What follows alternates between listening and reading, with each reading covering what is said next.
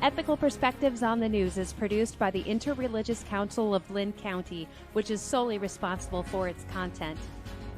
The views and opinions expressed on this program do not necessarily reflect those of the staff and management of KCRG TV9. Welcome to Ethical Perspectives on the News. I'm Bob Rush. Today we're going to be discussing legislative changes to Iowa's voting law. It's a topic of particular interest to me as I served at the U.S. Department of Justice Civil Rights Division in the voting rights section, litigating many voting rights cases across the South. Today we have two distinguished guests and panelists who will say a little more about themselves in a moment, but Linn Tabak is a professor of computer science at Cornell College. Joel Miller is a longstanding Linn County Auditor, Commissioner of Elections. The third chair was to be filled by a legislator. We unfortunately invited a large number of Republican legislators to be on the panel. None accepted our invitation. I regret that, but I think we will have a robust discussion without them. So, Linn, would you tell our viewers a little bit more about yourself, please? Sure. I teach computer science at Cornell College. Came here to Iowa in 1989. I have a conservative outlook. I see the Republican Party as a way to move our society in the conservative directions I favor. I enjoy public affairs. Some of the highlights of my career at Cornell College have been engagement with some speakers, some distinguished people who work in the public sphere. So I'm not just computer science, but I want to make a little apology here at the outset. As you just heard Bob say, we would have preferred to have someone who was directly involved in this issue as a proponent.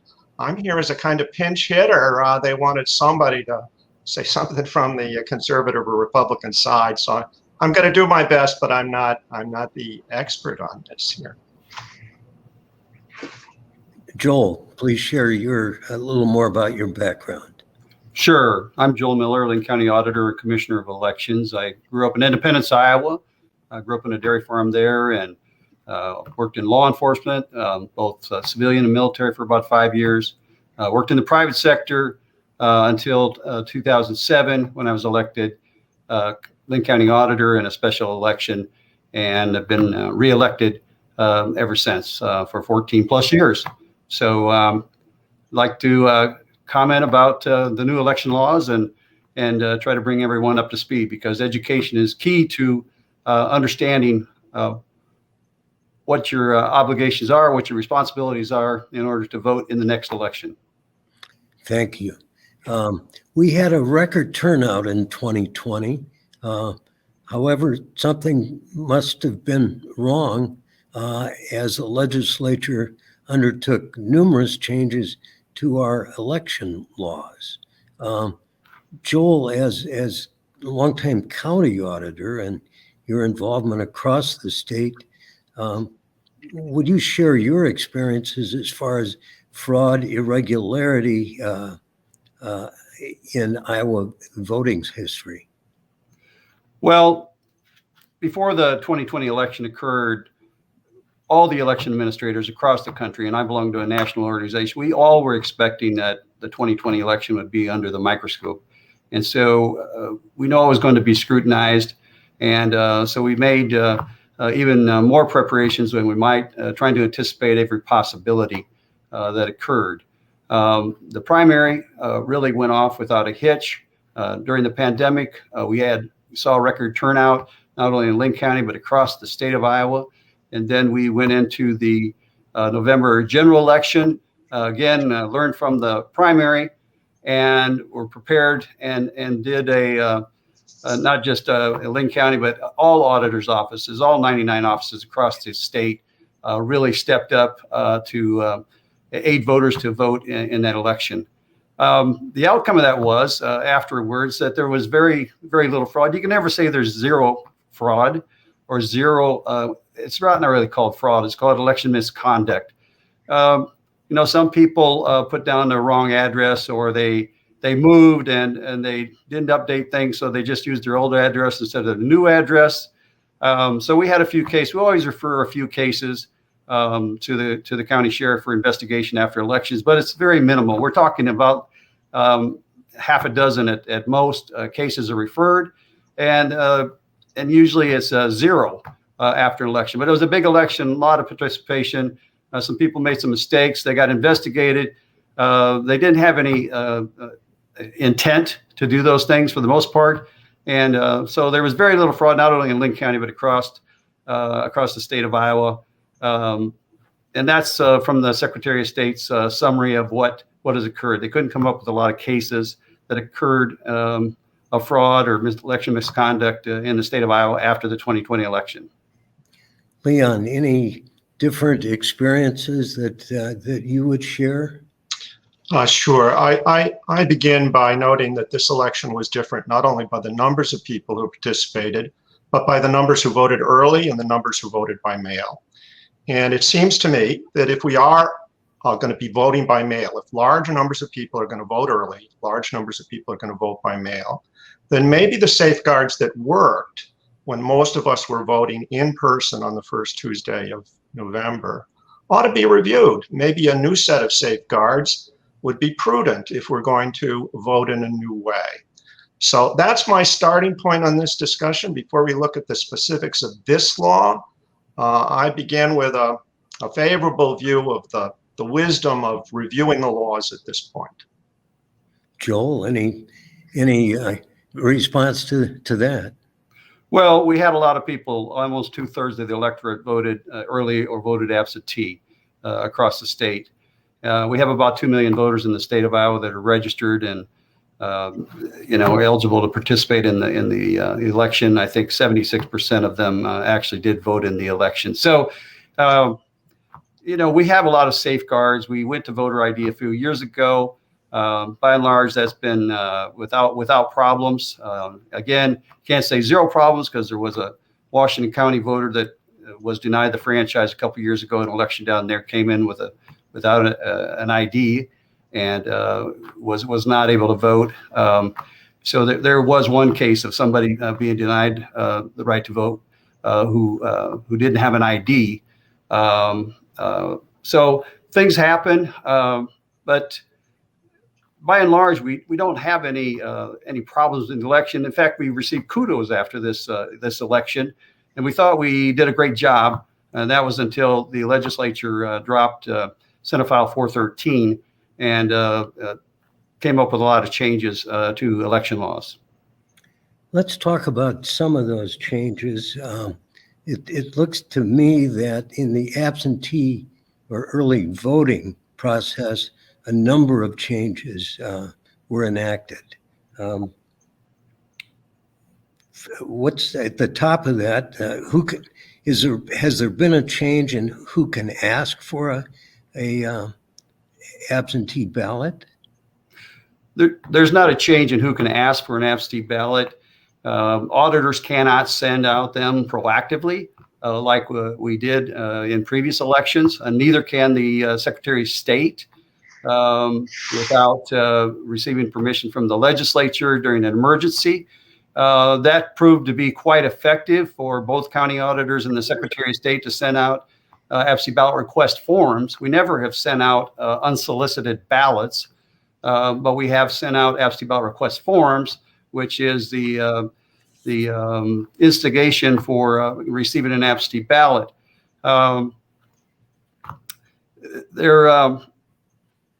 I think I answered that question, but let me go ahead if you have some other questions about it. Okay. So let me ask Joel a question. In my reading in preparation for this program, I saw some note about these forms, and I received many of these forms at my house inviting me to request an absentee ballot. I saw a note that said that some voter ID was included on this. Was this part of the dispute in court that more information was filled in on the request form than the law allowed, or what was the nature of that? Well, there was in the case of Trump versus Joel Miller, the Linn County Auditor, as well as a couple other county auditors in the state.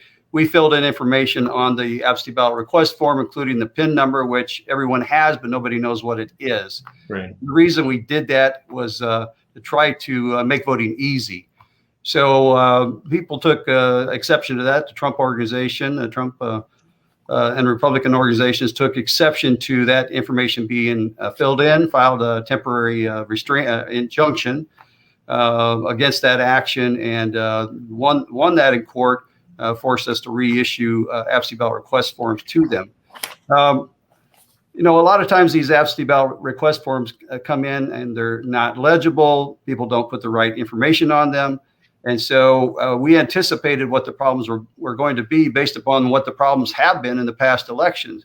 And so we were only providing information that was the voters' information to begin with. So there was no criminal laws violated. It was a temporary injunction that was issued, not a permanent injunction. The court told us to do something different, and that's what we did.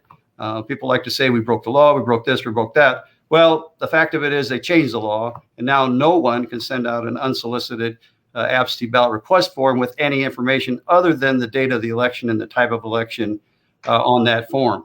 So you're still going to get these forms from other organizations, just like you did before. You just cannot have any information on them other than date of election and type of election. But no matter how many forms you received and no matter how many forms you return to us, our system tracks that. We only send out one ballot. Okay. And some people try to fool the system. It doesn't work. We send out one ballot only.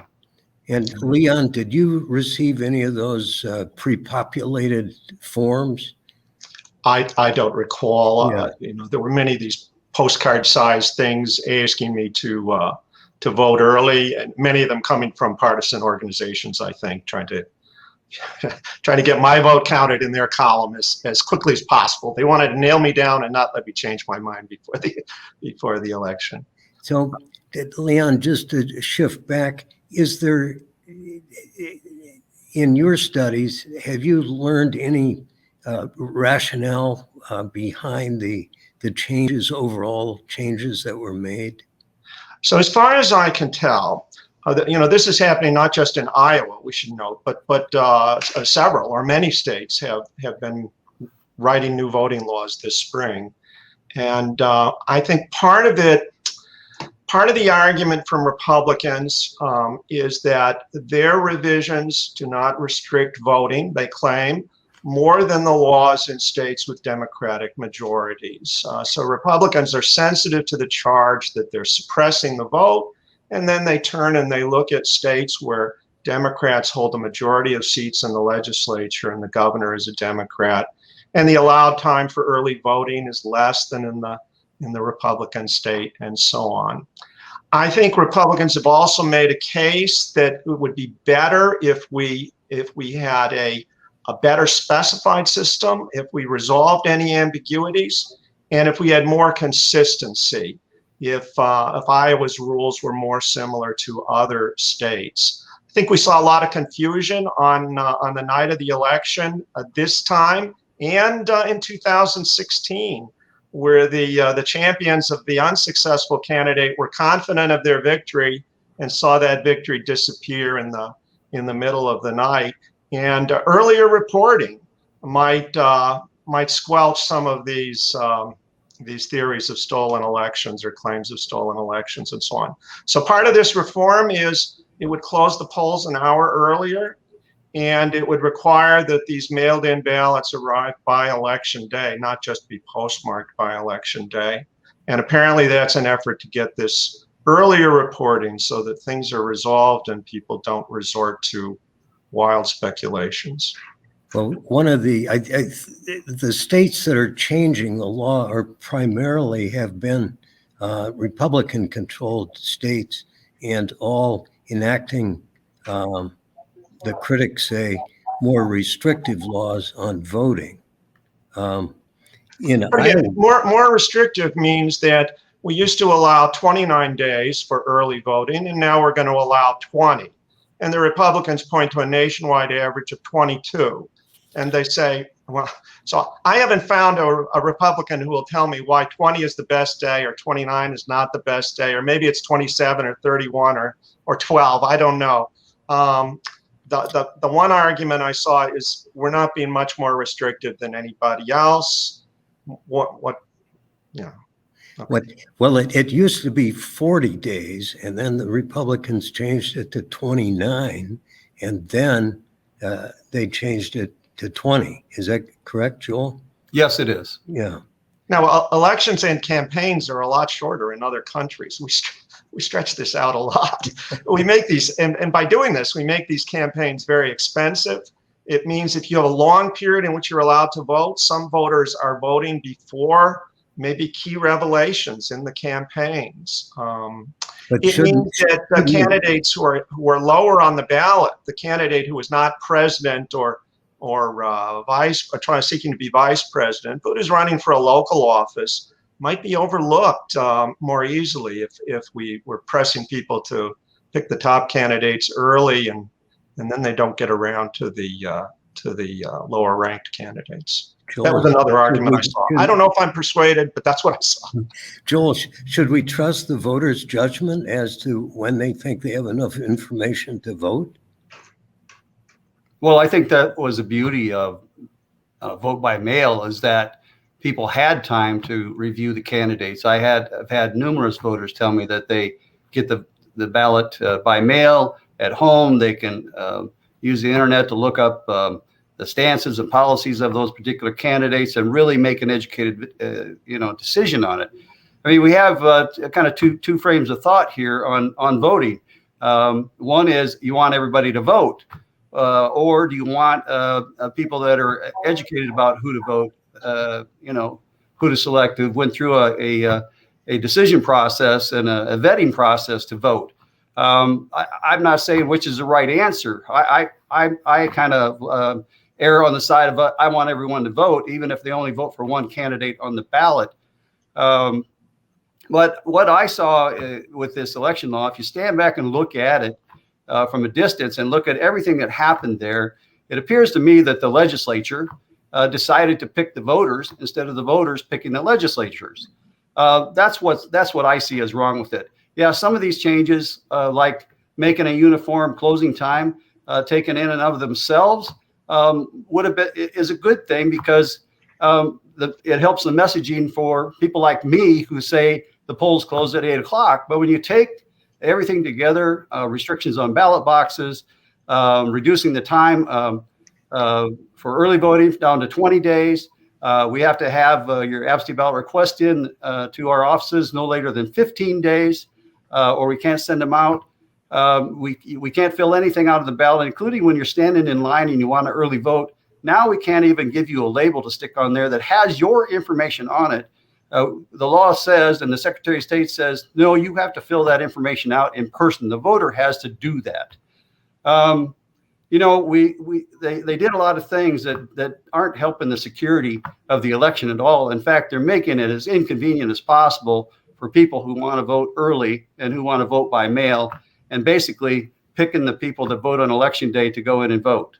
And that's what's wrong with this law, taken as a total, is why it's so wrong when voting was so easy and yet secure in the November 2020 election. Leon, the numbers apparently tell us 75% of Democrats voted early, and a little over 50% Republicans voted early. Is that a reason people should be somewhat skeptical about these changes? Well, I think both sides are looking for advantage here, so I'm not gonna. I just ask the audience, and I'd ask you, and I'd ask our legislators to avoid the harshest rhetoric of accusing people of having racist motives, and that I think is counterproductive. And Bob, let me just say, you're not playing fair when you ask the Republican if he favors letting the individual citizen make a choice. That's Joel, let's swing back to satellite voting. Before these changes, did county auditors have discretion to set up voting or satellite voting spots? Yes, we did, and I think we were quite good at it. We know who votes where, and so in our case in Linn County, we were at Lindale Mall for the full 29 days of early voting, and received lots of positive feedback from being at that location. We had drive-up voting, we had people walking in and doing in-person voting, and I was able to select that. I had the discretion to determine where those early satellite voting locations are, aside from where the auditor's office is at, which is always a kind of a permanent site for early voting. So they took that discretion away from us. Now we have to go beg people to sign a petition, get 100 signatures on it, and so that we can hold a satellite location for early voting.